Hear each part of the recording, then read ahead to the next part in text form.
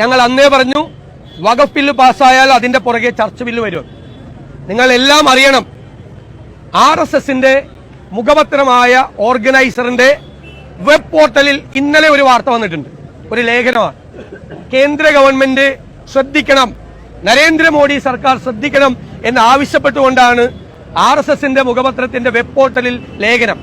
ആ ലേഖനത്തിൽ പറയുന്നത്, ഇന്ത്യയിൽ, ഈ രാജ്യത്ത് കേന്ദ്ര സർക്കാർ കഴിഞ്ഞാൽ ഏറ്റവും വലിയ ഭൂ ഉടമ, സർക്കാരിതര ഭൂ ഉടമ കാത്തലിക് ചർച്ചാണെന്നാണ് പറഞ്ഞത്. ഇത് ഇന്നലെ പ്രതിപക്ഷ നേതാവ് പറഞ്ഞ വാക്കുകളാണ്.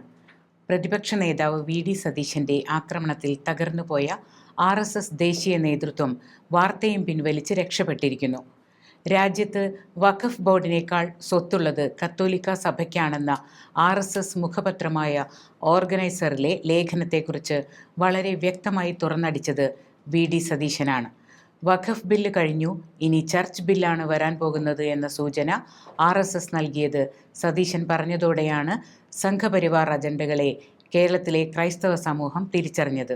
RSSന്റെ നിഗൂഢ അജണ്ട അടിവരയിട്ട് വ്യക്തമാക്കുന്നതാണ് ലേഖനമെന്നും ന്യൂനപക്ഷങ്ങളെ തിരഞ്ഞുപിടിച്ച് ആക്രമിക്കുകയെന്ന ശൈലിക്ക് തുടർച്ച ഉണ്ടാകുമെന്ന സന്ദേശമാണ് RSSും BJPയും രാജ്യത്തിന് നൽകുന്നതെന്നും പ്രതിപക്ഷ നേതാവ് പറഞ്ഞുകൊടുത്തപ്പോൾ പണി പാളിയെന്ന് ബോധ്യമായതോടെയാണ് ലേഖനം മുക്കിയത്.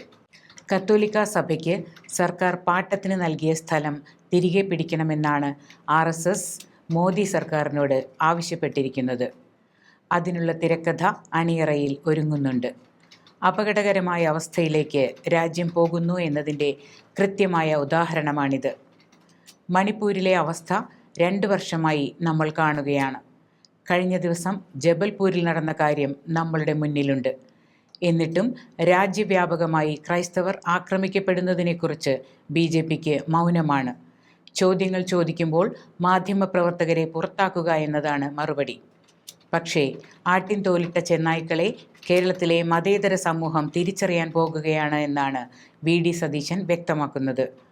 ഓർഗനൈസറിൽ നിന്ന് ലേഖനം മുക്കി എന്നതുകൊണ്ട് അവരുടെ ലക്ഷ്യം ഇല്ലാതാകുന്നില്ലെന്നും വഖഫ് ബില്ലിനെ ശക്തമായി എതിർത്തതുപോലെ ചർച്ച് ബില്ലെന്ന സംഘപരിവാറിൻ്റെ ഗൂഢനീക്കത്തെയും കോൺഗ്രസ് എതിർക്കുമെന്നുള്ള ഉറപ്പും VD സതീശൻ നൽകുന്നു.